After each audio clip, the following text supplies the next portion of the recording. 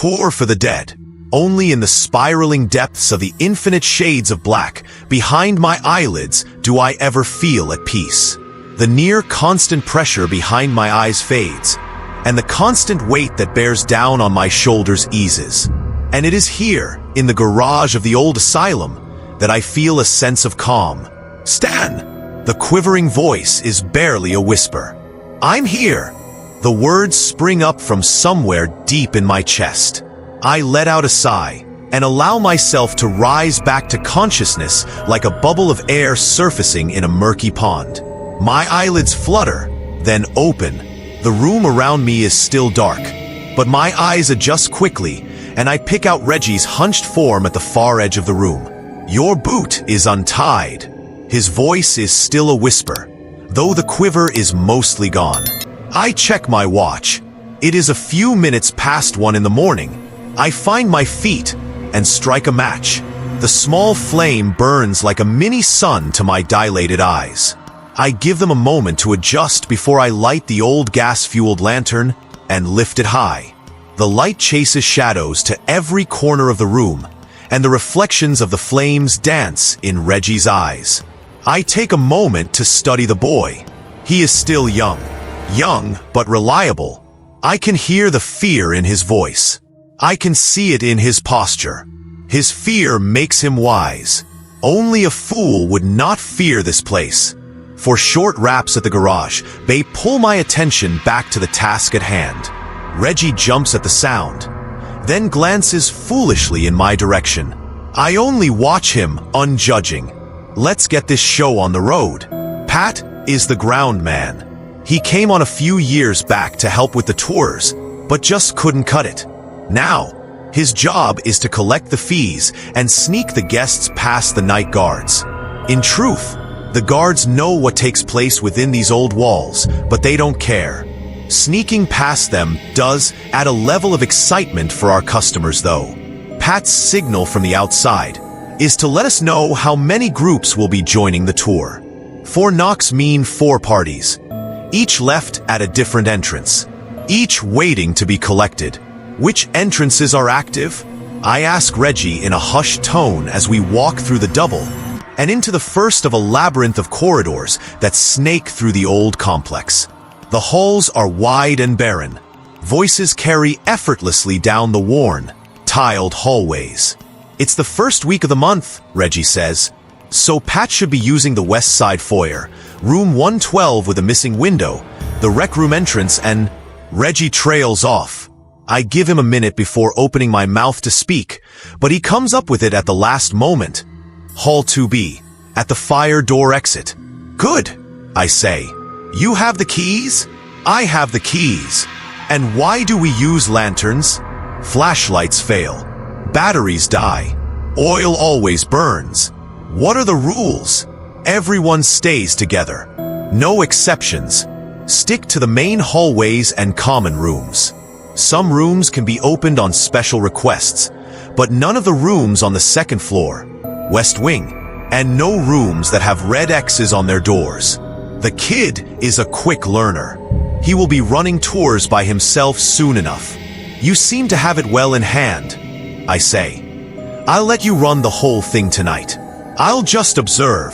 Reggie makes a face filled with 2 parts pride and 1 part doubt, but says nothing.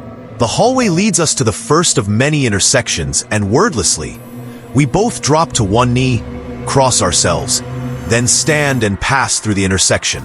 Neither of us look left or right as we pass through the intersecting hallway. I catch movement in the corner of my eye as we pass, but keep my eyes locked ahead. We always do this at intersections. We never look. Pat looked once. He never set foot inside the asylum again. He had been lucky. We walk on in silence, listening to our footsteps and the hint of echoing footsteps following behind us as we go. Soon enough, we arrive at the asylum's western entrance. Reggie pulls a key from his belt, knocks 3 times on the door, unlocks it, and lets the door creak slowly open. The doors to the outside remained unlocked, but the inner foyer doors are always kept secured. It is just one of many waiting rooms that we use as meeting points for our guests. The smaller the size of each group sneaking onto the grounds, the less likely they are to be caught by the night guards, or by anything else that stalks these grounds. As the door opens, for beams of light shine in our faces. Reggie and I are used to it. The guests are nervous and have been waiting for us. "Lights down, please," Reggie says in a low voice. "You can leave your flashlights on the table and collect the lanterns. And please hold all questions until we have picked up the remaining guests," I add. Reggie grimaces. "Please hold all questions until we pick up the rest of the guests," he echoes. I smile, more to myself than to him. He will not forget the line again. Our party moves down the building's central corridor and quickly picks up the next group from room 112, who had come in through the missing window, then on to the stairwell and the second floor. At the end of Hall B, we open that lets out onto the fire escape to pick up our third party of guests before heading back to the ground floor. The rec room is in the southeast corner of the building. Normally, it is a quick couple of turns, however, with guests in tow. We opt for the safer route of going around the outside perimeter hallways. Until the whole group is together and we can go over the rules, it is best to avoid any of the intersections, or worse, the central cathedral. Halfway down the western corridor, Reggie stops short and tips his head. I stop as well and close my eyes. If he hears something, it would not be wise to speak over it. Our guests seem to pick up on this as well. Or perhaps they are all just too nervous to talk. Either way, they stand silent listening. There it is. A dull rapping sound, like someone tapping on a glass with their knuckles. In all the years I had been doing this tour, I had not heard that sound before, and believe me, I have heard plenty of others. Could it be? "It's a warm night," Reggie says to nobody in particular. It is the first non-whisper that anyone in the building has spoken that night, and the tour group recoils back as though he had shouted the words. I give the kid an approving nod. He had remembered, make noise, but do not address the sound directly. It is one of the cardinal rules. Never engage with anything that might be listening. Some spirits could be harmless, helpful even, but others could be vengeful, violent. The tapping does not stop. Sounds like glass, Reggie says, catching up to my earlier thought. The atrium. Once more I let out a sigh. Pat mixed up the rooms again. Reggie huffs in aggravation, but I can see the tension drain from his face. There is nothing for it. We turn the group around and guide them back the way we came. It is a few short moments to the atrium. Two figures can be seen through the heavy glass doors. They must have seen our shapes pass by in the hallway moments earlier. They must have been nervous, perhaps unsure if we were the tour group or some form of wandering spirits. But they had knocked as instructed when we missed their pickup schedule. Not all groups did. Reggie unlocks the glass doors, and a few relieved and awkward grins are exchanged all around. Lanterns are distributed to the new group, and Reggie begins running through the orientation speech. He covers the hallway intersections, noises in rooms, eye contact, and the other various rules that we have established over the years. I take my time and inspect the people who have joined us for tonight's tour. Most people who came would come in groups, and those groups generally stuck pretty close together. Further, the groups we picked up from each different waiting room seemed to stick together as well, likely due to the fact that they had time to talk and mingle before descending upon the silent corridors of the old asylum. The groups are all pretty run-of-the-mill tonight. The foyer group has 2 couples and a 5th wheel. Loners are most apt to wander off, so I make a mental note to keep an eye on their spare. Room 112's group appears to be made up of college students. The atrium had the smallest party. Its group consists of 2 Asian men in cheap suits, traveling businessmen, likely looking for some thrills to spice up a boring conference trip. The second floor group is the most diverse. consisting of a family that includes the parents along with 2 teens, as well as a geriatric gentleman. Everyone who had signed on for the tour has signed disclaimers. Assuming Pat had gotten that part of his job correct, but I make a mental note to keep an eye on the older man as well. As Reggie finishes his spiel, I raise my lantern and start off into the labyrinth of hallways. Reggie follows, and our guests fall into step behind him.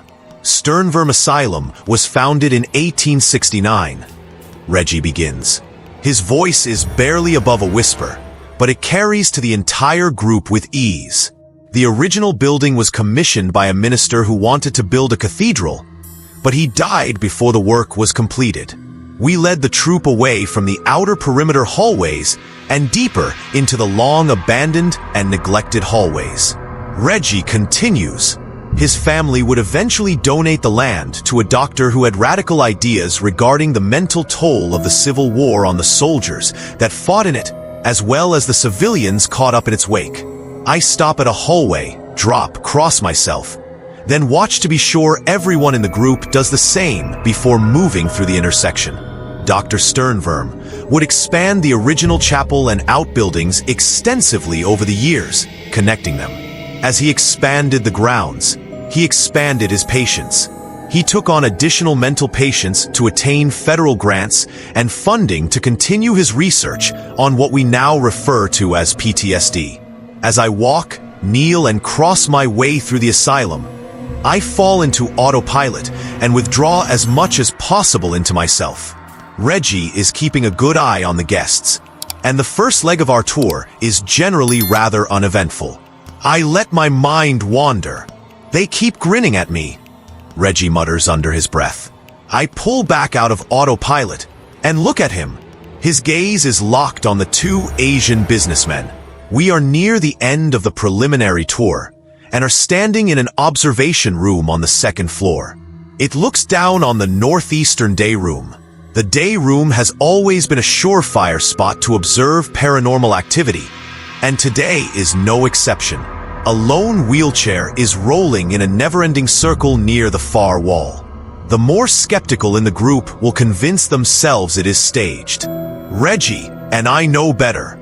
Reggie absently reaches out and grabs the arm of one of the college students who was about to wave at the chair. The boy gives Reggie an irritated but resigned look. Waving is a form of engaging the entity. He should know better. I wait a moment further to be sure the kid won't try again, then cast a glance at the Asian men. As I watch, the pair turn from the observation window and look at myself and Reggie before looking back through the glass. Both men have small smiles on their faces. They're nervous, I whisper to Reggie. The grinning is just a cultural thing. It's fine. Just keep an eye on them. If they seem to start sweating too much, or if you don't think they can handle it, let me know.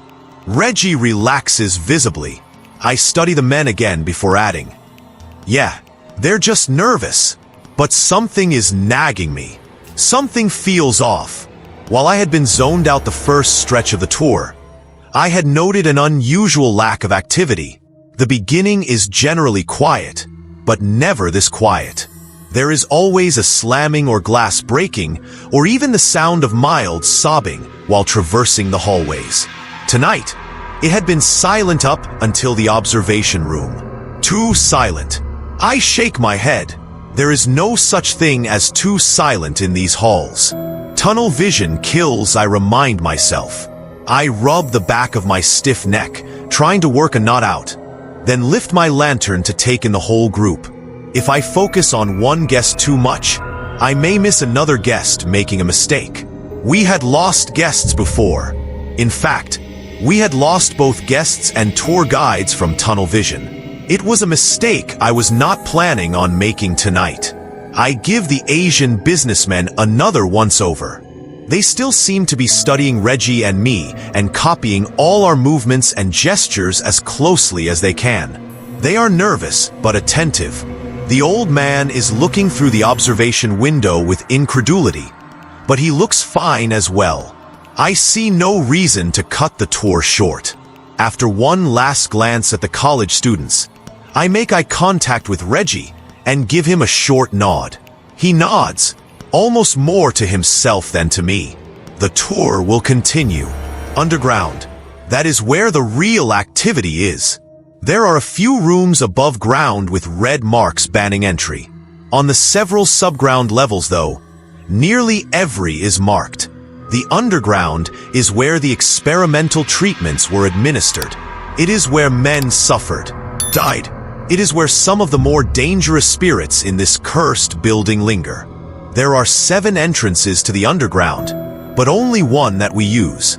Its entrance is at the center of the asylum, just beside the doors to the original cathedral.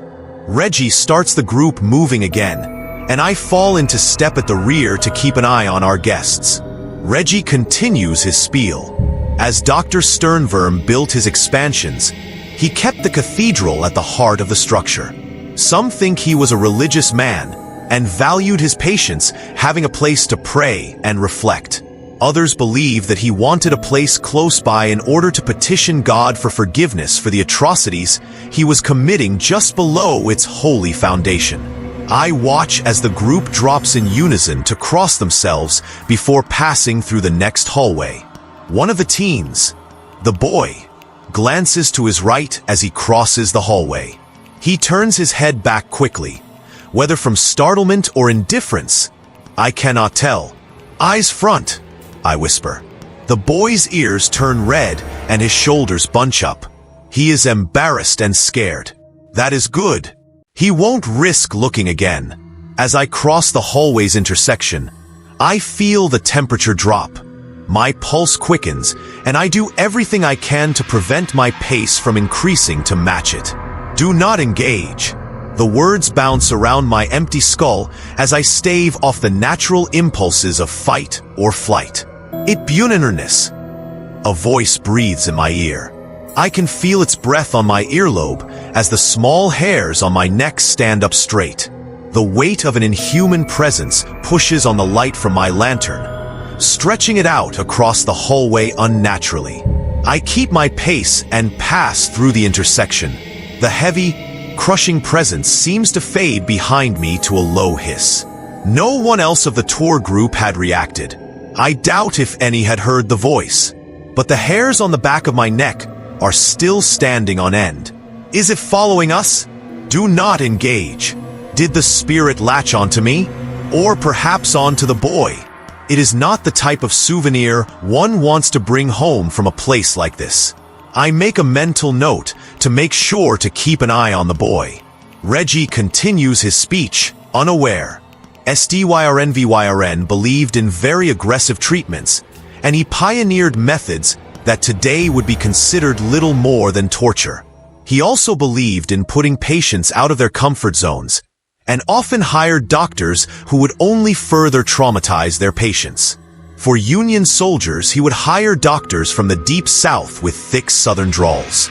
The idea was to make the patients face their fears.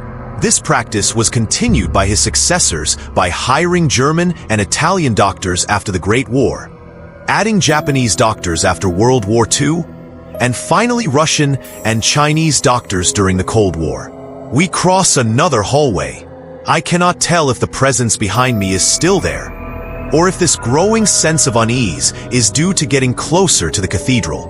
Reggie, still unaware of my growing concerns, continues on. Between doctor and patient tensions and the implementation of methods such as ice baths, steam rooms, electroshock therapy, lobotomies, and other heinous treatments, many patients suffered mental breakdowns, and ultimately, over the years, several doctors and staff were killed by their patients. Many more of the patients committed suicide. In fact, it was rumored that several orderlies ran a quite profitable business of selling the patients everything from medications to overdose onto rope to hang themselves with.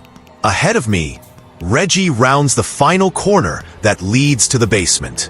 The troop disappears around the corner one by one.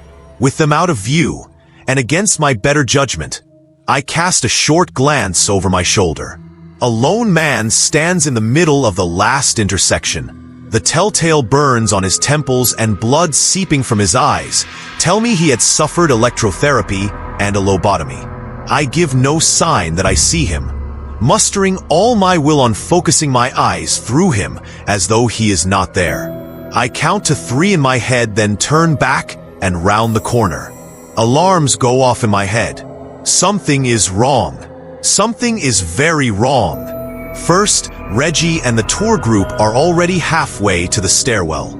I had stopped only a few seconds before turning the corner, and now Reggie and the tour group are better than 100 yards down the corridor. Second, and more concerning than the time loss, the grate to the cathedral stand wide open. These are kept shut. Always. We check them before every tour. We double lock and triple check them. I did this just before meeting Reggie in the garage. There was no way they could be open now. No way, unless... Finally, Reggie is continuing down the hallway as though nothing is wrong. His path to the underground will take him straight past the doors of the cathedral, and he is showing no sign of stopping. Do not engage. The words pound through my head like a mantra. I cannot shout out. I cannot risk the noise.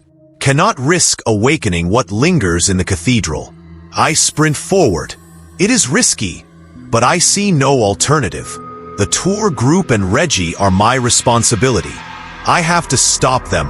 The shadows on the walls stretch and churn, upset by my sudden movement. The light from my lantern arcs around the walls in psychedelic and seizure-inducing patterns as it jolts up and down with my unsteady gait. But even as I run, I know I will not make it in time. I watch in horror as Reggie reaches the entrance and passes by without so much as a glance. The tour group follows behind him.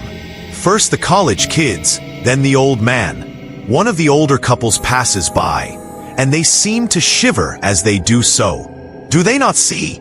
How could they miss it? Did Reggie see and tell them all to keep their eyes ahead like in the intersecting hallways? The teens and their parents pass next. The boy seems to misstep, but keeps his head locked in the forward position. The group is nearly in the clear. Just a few more. The Asian businessmen in their suits are passing now. No, not passing. Stopping. Stopping and turning. Turning not just their heads but their whole bodies.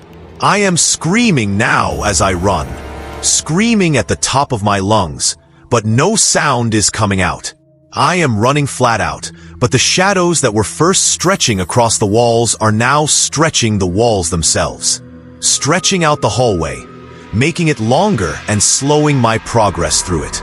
One of the men reaches a hand into his jacket. When he pulls his hand free from his jacket, he is holding a syringe. He waves, as if signaling to someone inside the room. The second man moves forward slowly, momentarily blocking the first from my view.